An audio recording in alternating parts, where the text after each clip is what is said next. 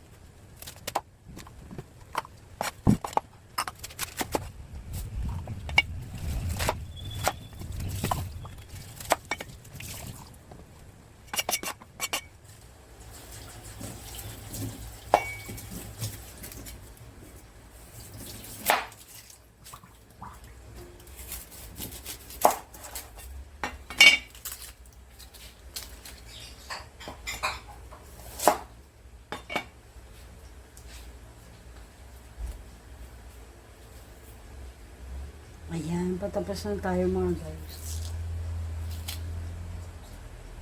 Oh.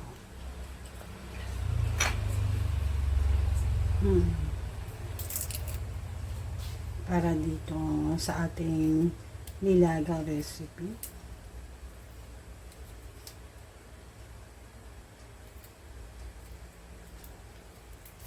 Tatanggalin lang natin ang balat ng sibuyas.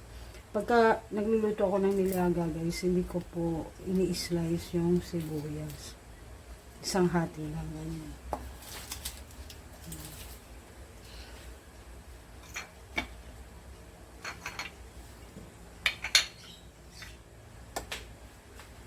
Tapos ito guys, yung gagawin ko para sa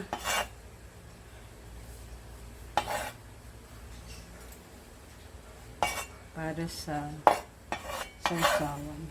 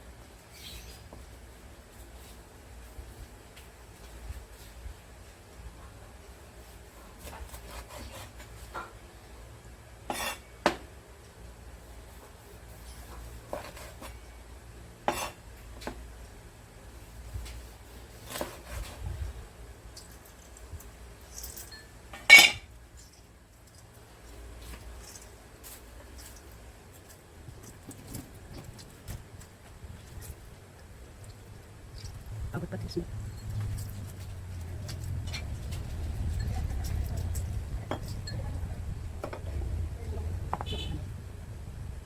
Ayan guys, yan ang ating sausawan. Okay, handikin na lang. Pwede na natin ito. Okay na yung preparation natin mga guys. Gusto mo na lang. Area of responsibility.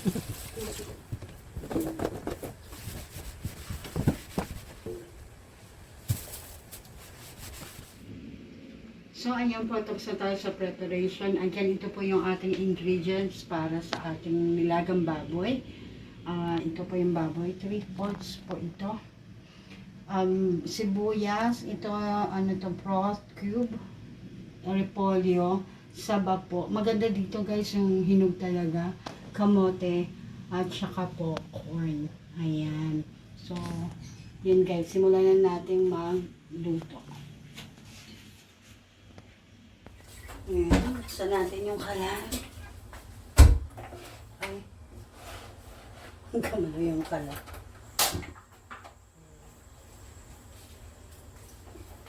Ano, hindi siya yung super high, medium high lang po yung nilalagay ko. Tapos, umpisa po, naglalagay na ako ng tubig.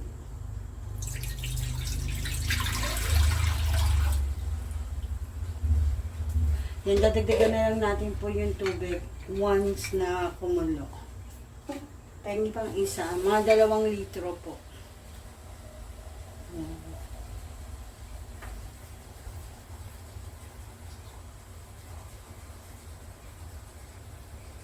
Iuhulog na natin yung sibuyas dun sa ano guys. Ayan.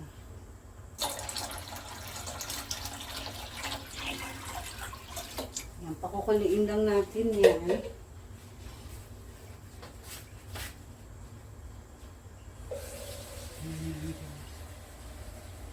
Tapos, tatansyahin na lang natin kapag kailangan pong dagdagan yung sabaw. Pero for now, tatakpan po muna natin ito hanggang kumulo.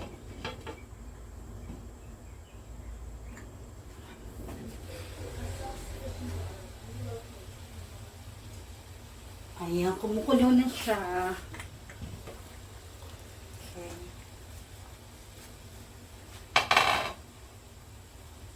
Ayan, dito guys, ihulog ko na yung baboy.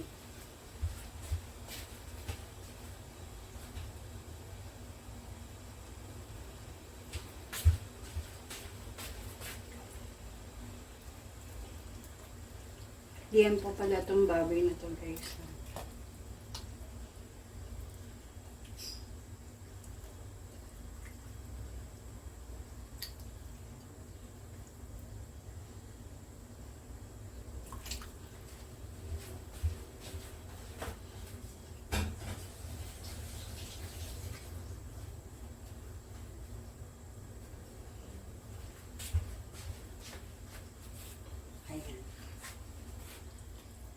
Pakukuluin uli natin to hanggang lumambot. Medyo malambot-lambot lang. Kasi marami tayong pakukuluan.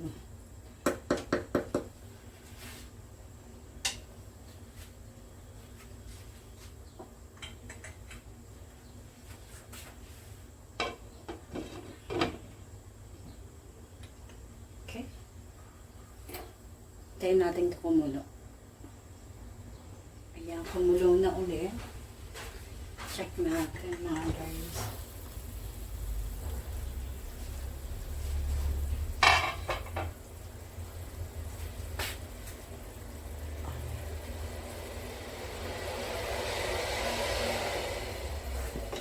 Tignan natin kung malambot na.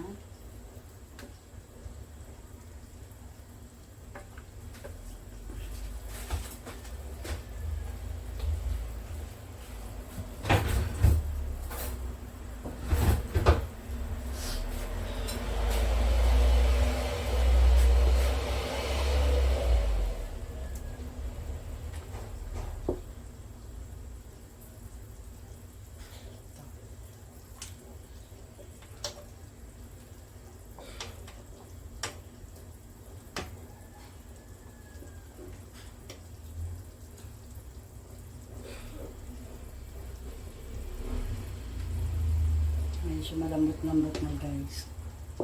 Yan. So dito sa point na to, pwede na tayong maglagay ng bulyo. Tapos guys, pwede na natin unahin yung kamote.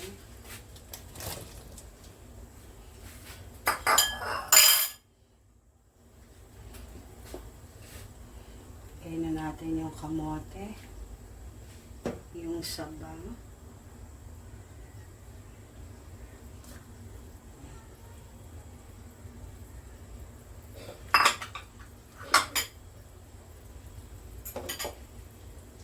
Yan. Tapos yung mais. Yan siya guys.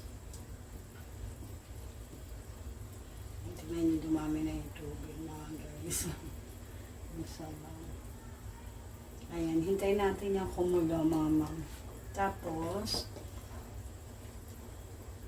tingnan natin kung lumambot na siya. So, ayan, hintayin lang natin kumulo.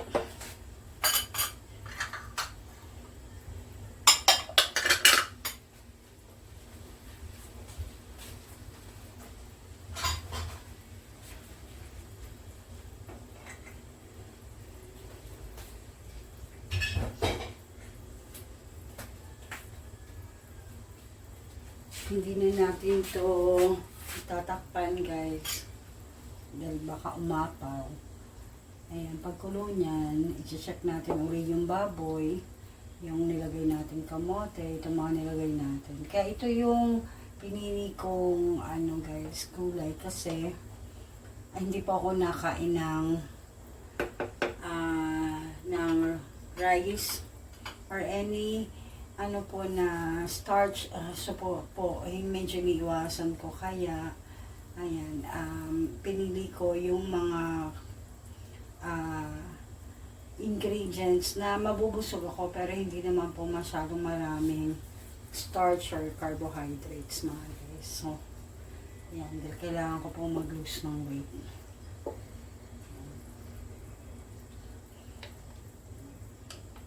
Sa gulay guys, kahit anong gulay na gusto nyo, yung mga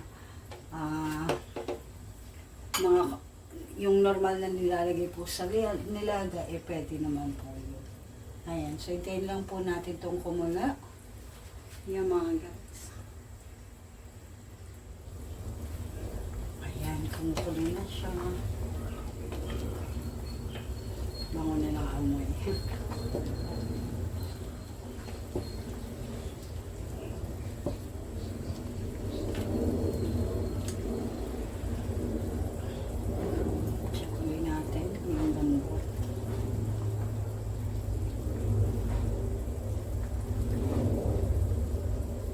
Medyo matigas pa po.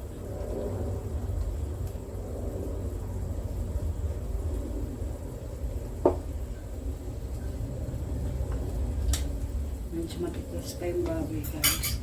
So pakukuluan pa natin.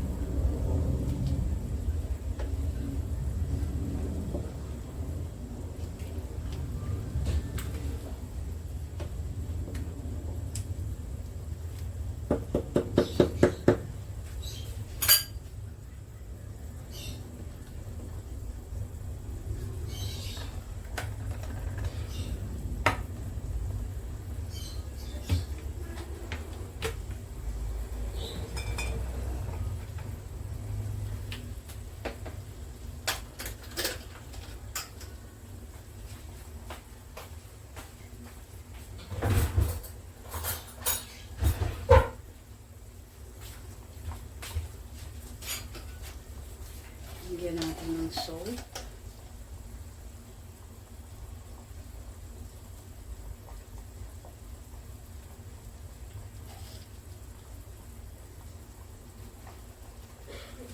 Ayan. At saka po ng pepper.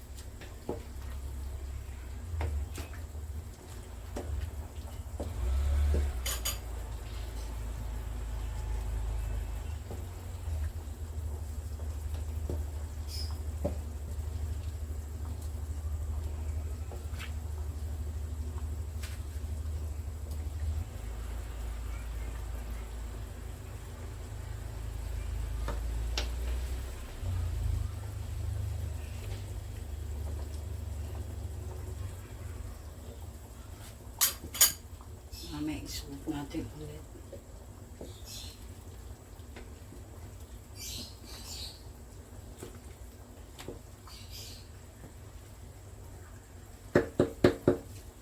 Yan guys, hintayin uli natin. Hindi pa malambot yung masyado yung baboy. So, pakukulaan pa natin siya. Okay, check natin ulit.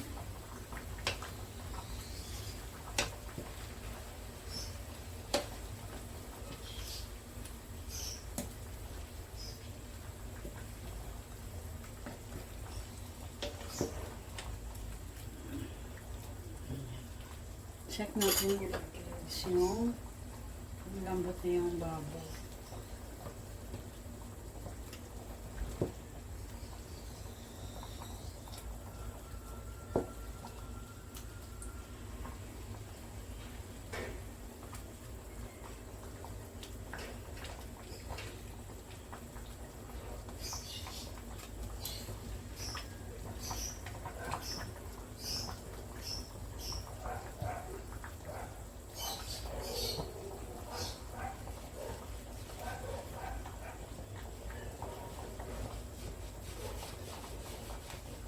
Ayan, pwede na.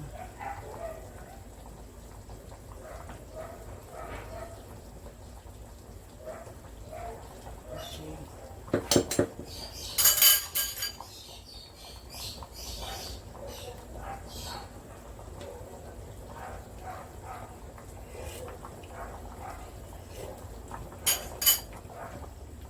Okay na, pati lasa. Okay na. So, lalagay na natin yung repolyo na.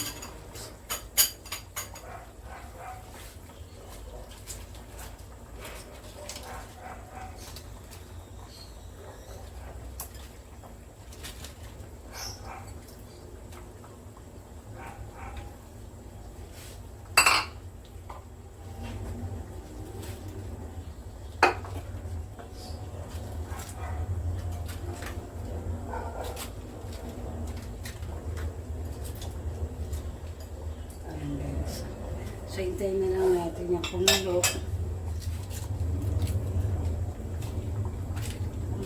Bumaba yung repolyo.